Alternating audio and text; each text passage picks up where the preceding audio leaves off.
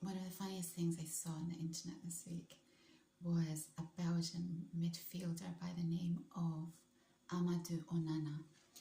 He's I don't think he's originally from, is he from Senegal? He's from somewhere in that region, but he's Belgian. He moved when he was quite young, I think, and so he's Belgian. And some guy's interviewing him, and they're talking in French, and then another reporter tries to get his attention by calling out what he thinks is Amadou's name, and this is what happens. Now, you've got to remember that Amadou Onana wasn't raised in the UK. He's obviously been transferred over for football, but listen to this. L'efficacité. Merci beaucoup. Il a manqué aujourd'hui. Je vous écoute. Andre is not even my name, mate. Do you know what I mean? He's speaking in French, and then he's like, Andre. This is the best part. He gets the London accent down pat, but he says the name Andre as Andre. There's just so much brilliance in this. Why do I love this so much? Because he's so irritated by this guy calling him Andre when he's clearly not Andre. I'm guessing. I haven't seen what Andre looks like. He's so irritated he switches into this London accent. Can you imagine how incredible that is, that he wasn't raised here, but he's got such a good ear for learning languages, that he's been around other football players who have this accent and he's just picked it up.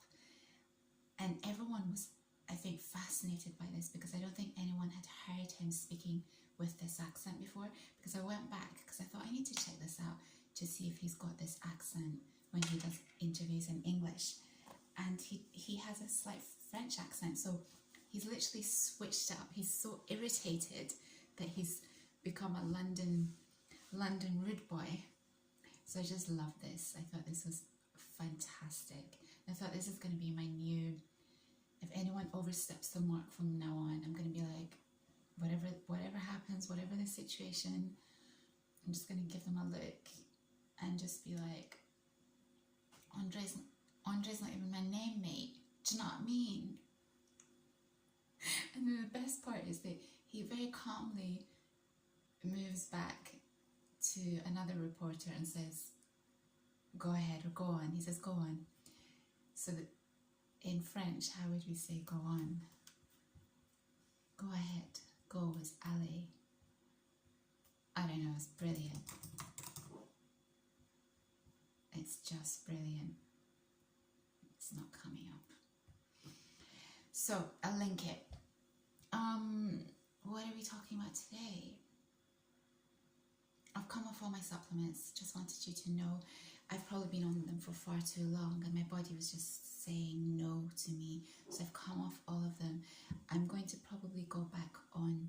I previously said I'd probably stay on 10 long term, but I think I'm just going to stay on maybe 2 or 3 long term, because I need those 3 in particular. But yeah, you shouldn't be on supplements long term, so don't listen to me too deeply, guys, because sometimes I'm trialing stuff and figuring stuff out as I go along. Some things, yes, but health matters. I'm not an expert, I'm not a doctor.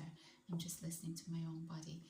In any case, I've come off them and I feel so much happier. It was just too regimental, and I like to get all my nutrients from food.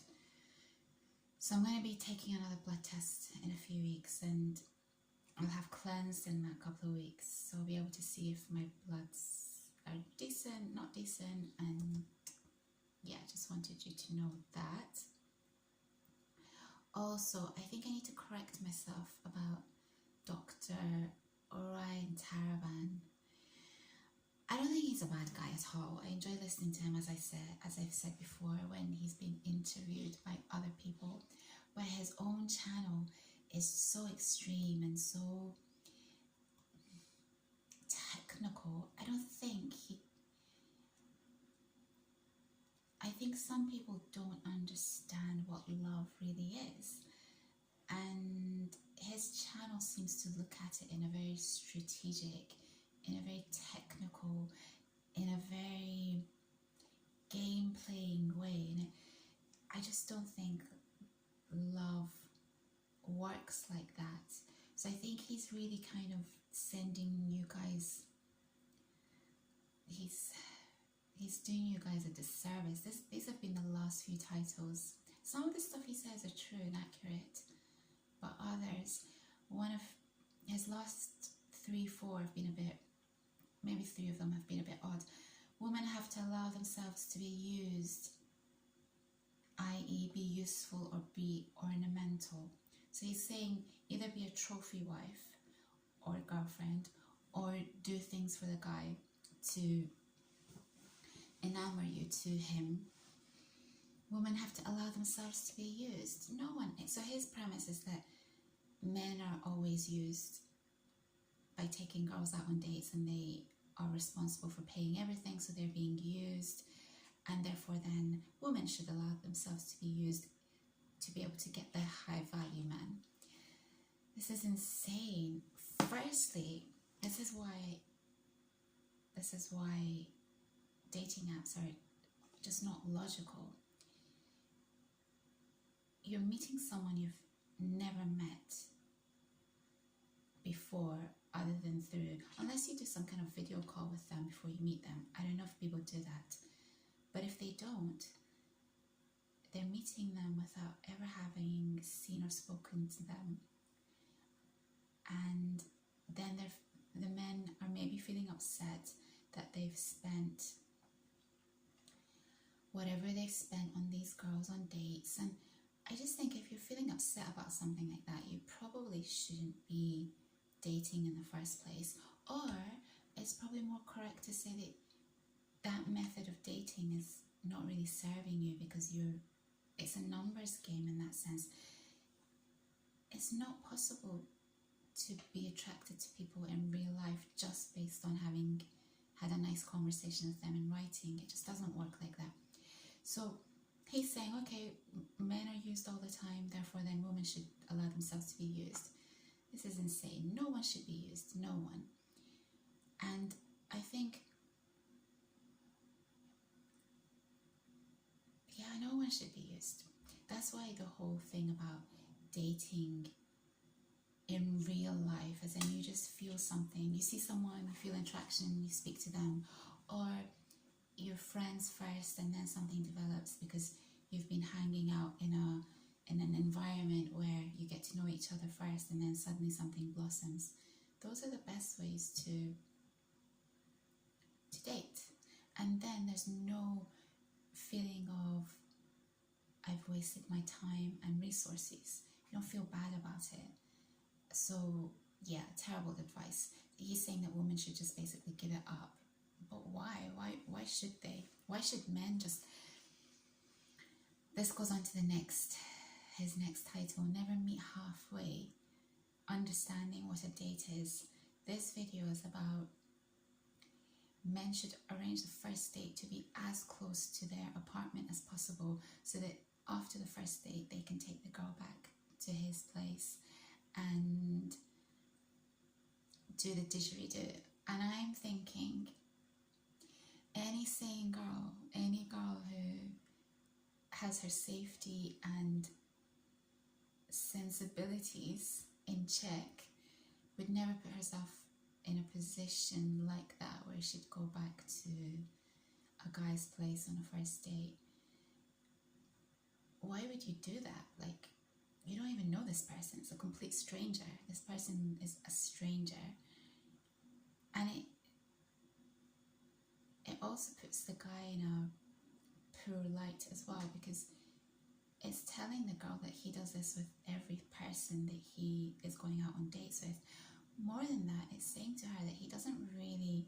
She might be brilliant and she might respect herself and love herself deeply, but there's still some... So she understands why he wants to take her back, but there's the other thought of he doesn't really respect himself, or... Because why would you give your body to someone like that. I think men don't understand that it's not just women who need to value their physicality, it's also men. There's something really beautiful and pure about men who are inexperienced. That's why I say that's why I always say that men who haven't put it about, they've got a different aura, a different energy about them. It's very, very attractive. And I'm guessing women give off that same energy and aura as well. So, terrible advice. And it's also really bad advice from men, because if you don't know a girl, you're putting yourself in a very risky position, because she might turn around and, I don't know, if she has regrets, maybe the next day she'll accuse you of something. I don't know. I don't really want to say that, because I think those circumstances are rare, but it's terrible advice. And then the standoff between men and women, how to sell a burning house. This one's an interesting one. He's going into behavioral psychology, which I'm really fascinated by. This video is about the sunken cost fallacy. I know a lot about the sunken cost fallacy, not in terms of relationships, but in terms of just making decisions for my own life. For example, I left Japan too late. That was a beautiful example of the sunken cost fallacy. Shall I tell you what it means? Sunk cost fallacy. The phenomenon whereby a person is reluctant to abandon a strategy or course of action because they have invested heavily in it, even when it is clear that abandonment would be more beneficial. Let me read that to you again. The sunk cost fallacy is a phenomenon whereby a person is reluctant to abandon a strategy or course of action because they have invested heavily in it, even when it is clear that abandonment would be more beneficial. Beautiful. This is me in Japan, my relationship with Japan. I should have abandoned it very, very quickly and not thought about the investment I'd made in the country or in my life in that country up to that point. So in that video that Dr. Orion Taraban references this sunken cost fallacy, he talks about back in the day this Greek,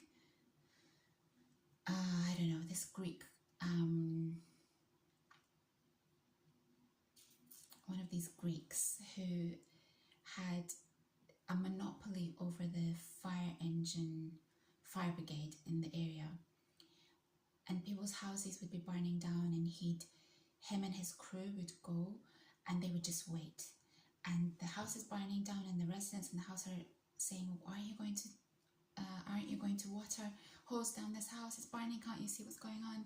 And he would say, well, if you sell the house to me at half the price of what you bought it for, we will dose down this house. We will put out the fire. And these people are just incredulous. Like, what? This is insane. The job of a fire brigade is to put out fires. And so these people don't settle with him, and then 10 minutes later they can see the house is burning down, so they renegotiate, and he's put the price down now.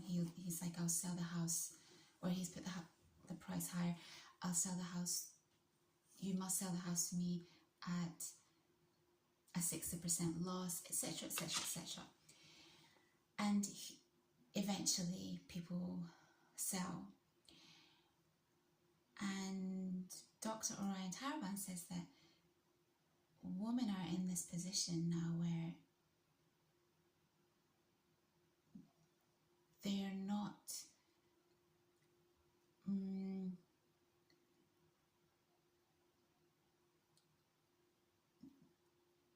I don't know how to word it. Women are not meeting guys halfway. They have these criteria and these standards, and eventually as they get older, their options become slimmer and slimmer and slimmer until they have no more options at all. I understand what he's saying, but I also think that this is also bad advice, because what he's saying is that women should just take whatever they can get at their peak and just settle down. But isn't this what's causing all the problems in future divorces? Is that these women weren't really into the guys in the first place, and so it's easy to bail much later on, maybe once the kids have grown up, or if she meets someone that she really is into. And it's bad advice. There's a risk, and I've accepted that risk. There's a risk that you will end up alone.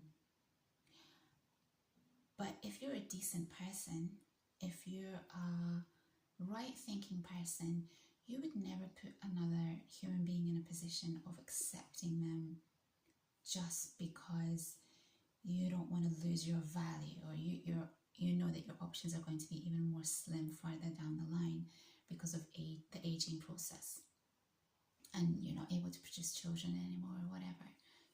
This is terrible advice, and this is what's causing all the relationship breakdowns later on. Because if you're deeply in love with someone, you make it work, you do whatever you can, you invest in that relationship, and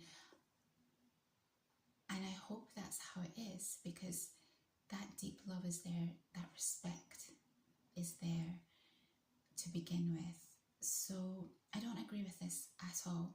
I do think that some people, no, I can't even rationalize it. Fall in love and make sure that you do your due diligence, which is what his most recent video was about, which is fair enough. I think this is a fair comment. He says women are a roll of the dice, the fundamental rule of gambling. So he's saying that do your due diligence within 12 months and then make serious commitments. And I laughed when I heard him say that. 12 months? Are you serious? It should be at least 24 months. The honeymoon period is, most people know within 1 year, but the honeymoon period really ends after 2 years. So you need to be doing your due diligence within that first 2 year period. Some women will not wait around, and some women will not even date unless it's, I think I'm a rarity. I know that I'm a rarity, but I won't even get into anything at this stage in my life unless it's deep love. So we need to, I think people need to be careful of understanding what the difference of falling in love and just loving is. They're completely different feelings. Falling in love is an experience like no other, and you accept the person in their entirety. It's beautiful. It's different. And then there's just loving the person, and I've experienced both. When you just love the person, you're not really deeply invested because you're not in love with them. So if you're in that situation, you just love them, but it's not deep love, then you can spot the red flags easily within the first year or two. I really don't like this expression, red flags, but I think what I'm trying to say is that some people will get into relationships just because of convenience, because it's perhaps they think it's easier than being alone, and perhaps it's because they want to establish something, develop something, create a family. They want to have someone supporting them as they build their careers, etc., etc. The risk of that is that you rush into things and you settle down with someone who doesn't have all the values that you would want them to have, and then eventually a divorce happens and all hell breaks loose. So, not everyone is going to experience deep love. I think if you even experience it once in your life, you're so freaking lucky. And so there's a risk that you'll not ever experience it again. It's a horrible thing to contend with. But from a woman's perspective, if you're the right kind of person, you wouldn't settle down with someone just because it's convenient. Or if you're going to, you would at least let them know. You would say, and they might accept it, and then whatever happens is a consequence of them accepting the situation. I love you, but I'm not deeply in love with you. I think we could have a really happy life together, but I don't know, because that feeling of deep, crazy love isn't there. And he might agree to that. Risky, but he might agree to that. And you know, we know the stats of arranged marriages being more successful. I've kind of discussed this a little bit before, and I've said, well, I actually don't know if they're more successful because people in arranged marriages, oh, I moved it and the light went. People in arranged marriages have less options to leave the marriage for cultural reasons or whatever, economic reasons. I mean, a lot of the old moneyed families tend not to divorce as well because they need to stay together because the family names just match up. You'd be surprised how even Caucasian, English, old moneyed folk marry in that way just for titles and because the families economically they're on the same level and they want to maintain that. So it's not just ethnic cultures that do this whole arranged marriage thing. It's just framed in a different way in Caucasian culture.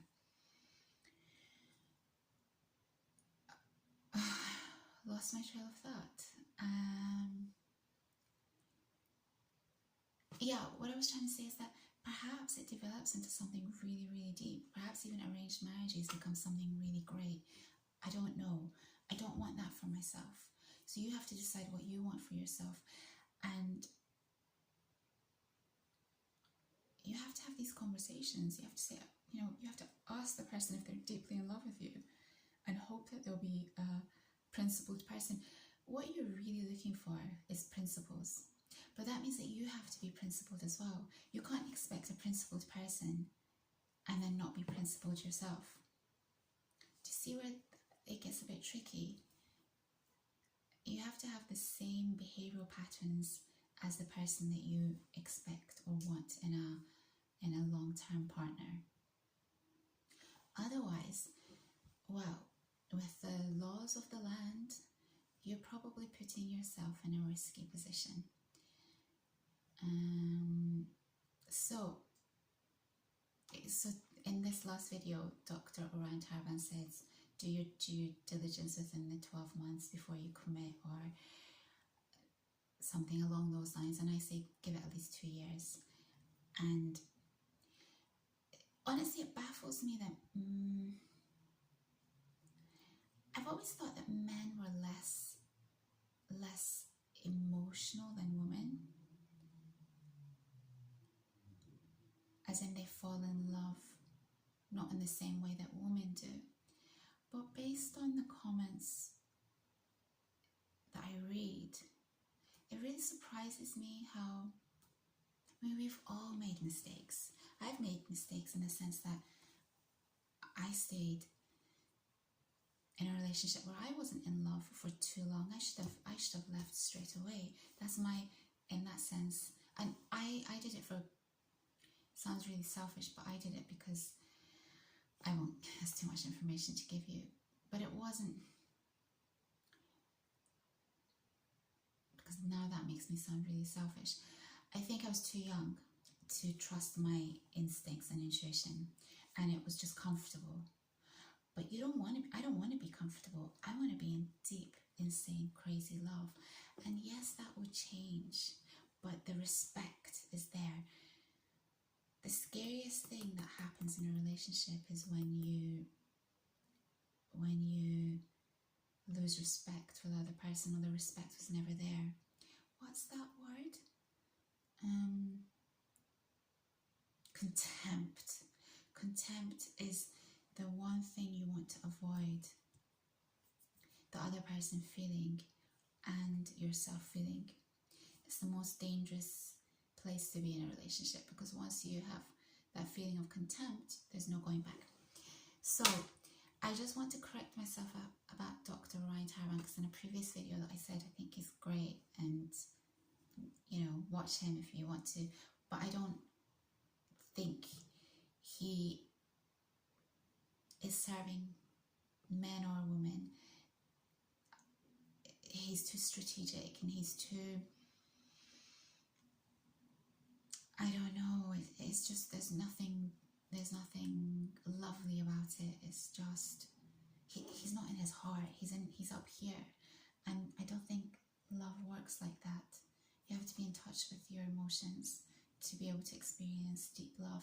That's why a lot of people who are very much in the logic, in the realm of logic, I don't think they ever really experience deep love, because love is something from the heart. It's not a logic game. Of course, you have to be logical to some extent, in the sense that even if you do fall in love, you don't make stupid mistakes if the person doesn't have the same long-term values or principles as you. But yeah, that's all I'll say about that. But it made me go and watch the 40-year-old version, because I was thinking, why am I watching, how many minutes? 26 minutes. I was thinking, why am I watching this stuff? This stuff doesn't even apply to me. I don't need this stuff.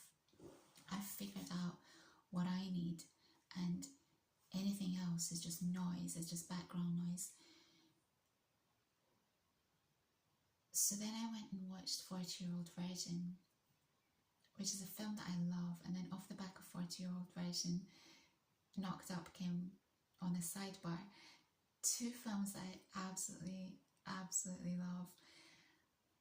And in 40-Year-Old Virgin, they didn't consummate the relationship until after they actually got married. They initially agreed to 20 days before anything physical happened, and then it ended up that they got married first before taking their relationship to that level. And it was just so beautiful and so innocent, and I thought, how lovely. That's really how it should be. You should date for an extended period of time before you even get involved with someone physically. And that's why I say to you, if finances are an issue, you should put yourself in situations where you just get to know people on a friendship level. That's how you get to know them, and then you start dating. That's really the best way. Although for me, I personally trust the whole love at first sight or instant chemistry type love a lot more than anything else. But I think the next best thing to that is to develop a friendship first before taking it further. And so this whole, it's just dark. This stuff is dark. Don't need it. And I'm happy to say that, yeah, I really want to come off all this relationship stuff. I think the reason I find it so interesting is because I love psychology and behavioral psychology. I'm fascinated by behavioral psychology. And so when he mentioned the sunken cost fallacy, I already knew what that was. There's two books that I'm going to recommend to you. I'm hoping that they arrive in the library today. If they do, I'll pick them up and show them to you tomorrow. So when I was younger, I used to really love reading Malcolm Gladwell. So that was a social sciences type area, but also behavioral psychology is in there as well. And there's also a guy called Rolf Dobelli. I believe he's a Swiss guy. If I'm not wrong, he's from Zurich, interestingly. And I loved his book called The Art of Thinking Clearly. It's all behavioral psychology, and I find these type of books really help me to understand my own limitations in how I think and how you just fool yourself a lot of the time. So I'm going to show you these two books. I need to talk about Malcolm Gladwell because this sunken cost fallacy, been really thinking about that. I'll talk about Malcolm Gladwell tomorrow. I think I've referred to this before. Just very quickly, I know this is getting long. Very quickly, the sunken cost fallacy is so interesting because a lot of people invest time in relationships and then find it difficult to leave relationships because it's just easy. Maybe it's more easy than starting all over again, but you must do that before you commit much deeper in terms of marriage and children. If it's just not working, it's not working. You need to bounce. And that's the most fair thing, not only to yourself but also to the other person, because why would you, if you're not sure about the other person, why would you keep them in a relationship that in the long term is not going to benefit them? They should have the opportunity and choice to experience deep love. And I've seen this a lot with some people that I've been around who have been in unhappy marriages in the long term, and the guy has been having an affair, and the reason he doesn't want to leave the marriage is because of the children. So he waits until they're older and grown up, but he never says to the wife, he never actually says to the wife why he's having these affairs. He doesn't say to her, it's because I'm not in love with you, or he doesn't say to her, it's because I'm not physically attracted to you anymore. He doesn't say any of this stuff. And so she just keeps thinking that he is, from what I understand from having had these discussions with this particular person, she just thinks that he's in love with her maybe, but the physicality is not there, or so she just allows it because, well, she doesn't allow it, she tries to stop it, but he just does it on the sly anyway. And then what ends up happening is that the kids grow up, and then finally she comes to her senses and she requests a divorce. But she's, as we know, men get better as they get older. She's given her whole life to this guy. He didn't really deserve her, because a decent person would have said to her, I'm not in love with you. I'm not physically attracted to you. You need to go and find that person who's going to give you all those things. But now she's, I don't know, she's in her 50s, and that's her life, her romantic life. How selfish to do that to someone. So yeah, you know, very selfish. You have to do the right thing, even if the right thing is not going to benefit you, because in the long term, but even for your own self-respect, you have to do the right thing, even if it's going to trouble you, because it's the right thing to do. You need to be able to wake up and look at yourself in the mirror. This is why I'm fascinated by philosophy and ethics and morality and all this stuff as well. These are all my favorite subjects, if you hadn't figured out by now. I'm gonna go. Fred Again track, I haven't listened to at all since I uploaded that video. I think I've come to the conclusion that he is a little bit, basically he's kind of commercial. This is why I can't listen to him long term. As much as I admire his musicality, I wonder what he would be like if he actually went underground and did underground music rather than focus on the commercial stuff that he's putting out. That's why I'm not able to listen to him on repeat for years on end. I'll go. I will go. I will go. I'll link these things when I upload this.